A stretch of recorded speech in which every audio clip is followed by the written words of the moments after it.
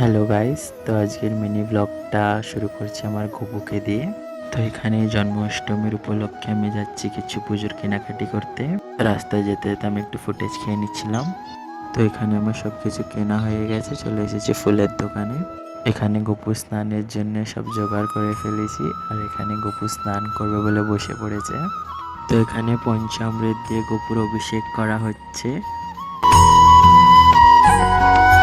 এখানে গপুর পুজো হয়ে গেছে, গপুকে ভোগও দেওয়া হয়ে গেছে। গপুকে সেজে কিরকম লাগছে আপনারা সবাই কমেন্টে জানাবেন। এরপর আমার ভাই কৃষ্ণ সেজেছিল, তার কিছু পিক্স নিয়ে নিচ্ছিলাম। পরের দিন গপুকে অন্নভোগ দেওয়া হয়েছিল। শুনেছি ভোগ দর্শনে নাকি দুর্ভোগ কাটে, তো আপনারাও ভোগ দর্শন করুন। রাধে রাধে। ভিডিওটা এখানে এন্ড করছি। Till then by.